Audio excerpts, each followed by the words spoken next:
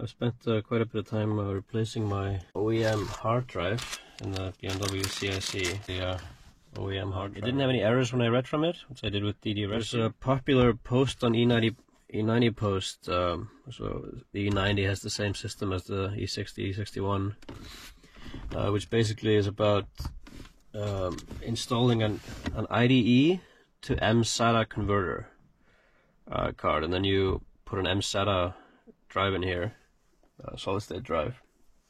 And the long and short of it is that don't do that. So the flaw in that is that the operating system that runs this thing, this is a QNX65 I believe, doesn't have trim support. So what's trim support? So trim support is how OSs tell solid state drives that they have space to free up.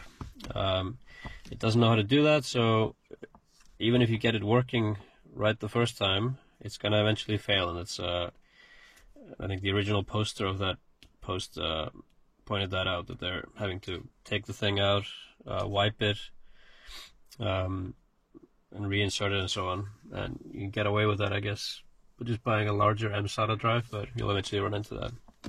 So the thing to do, and this has gotten cheaper over the lifetime of this car, is to use just an IDE to CF adapter. So this one I got for €2.50 on AliExpress, and CF is pin compatible. I don't know if it's the same order, but there's no chip or anything on this. All it's doing is just routing pin to the corresponding pin on the CF card. It doesn't do anything else. There's an LED here that lights up with a power pin, but that's it. But the issue there is that you're going to need a sled. Finding the combination of these two things is really hard, so I couldn't really find a sled for this IDE to CF converters. The end result is that I made my own. so that's, I guess, the big tip in this video. So there's a hard drive that I got from a thrift store that I just angle grinded down here. And the second part that I did, so this is, let me transition to another throwaway drive here. So this is no, this is not my throwaway drive. Here's my throwaway drive. So this is just some garbage drive that I got. So anyway, what you want to do is you want to rest the adapter on top of this board. Basically use it as a bed to hold the thing up, so you can align the pins. But the issue you'll have there is that there's resistors, there's chips and stuff. So just get a soldering iron, basically just rub everything off of it.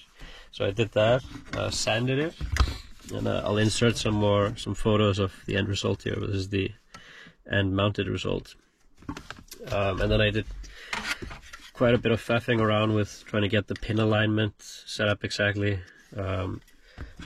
As I was doing this today, this didn't quite work in the beginning, so I found that I had to put it just a little bit forward, so I had the alignment good, like that. And that also, at least for this adapter, initially I had a spacer here, but what I put between the original board and the adapter is just a cutout of the electric insulation bag that this thing came in. So the same as this sort of bag. So it's just so this doesn't short with whatever remains of the board there, which is going to have some exposed wires. And then just an M2 stainless bolt here, screw that goes in to fasten this whole thing in place. And it's actually possible to, with some slight difficulty here.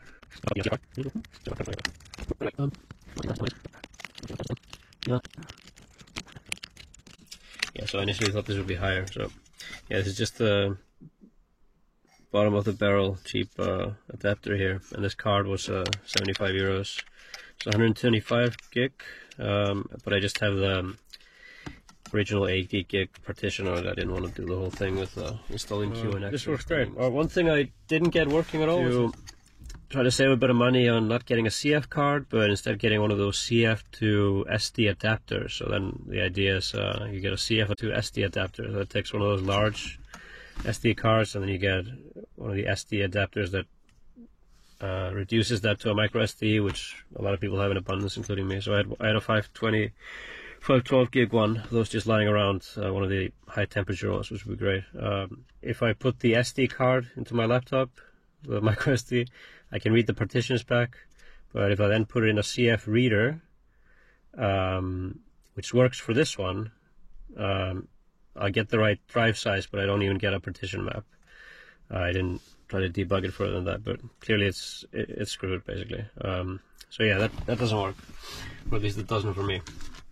But in any case, this is good enough, I find. And let's see if I can get a moment of truth here.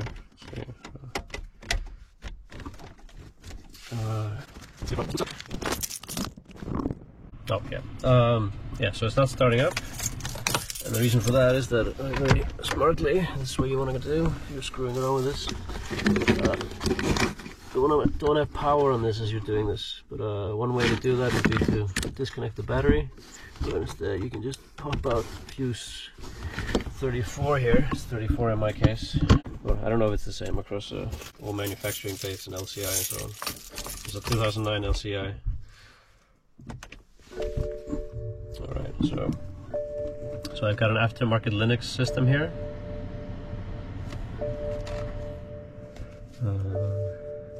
What's this? What are you complaining about now? Oh, got the door open. But anyway, yeah. So this works. So if I wasn't able to get the music too, which is playing from the CIC. So if this didn't work, then yeah. So if this didn't work, then it would just say function not available. It would try to boot up for a bit. Actually, take longer than it took to show that map.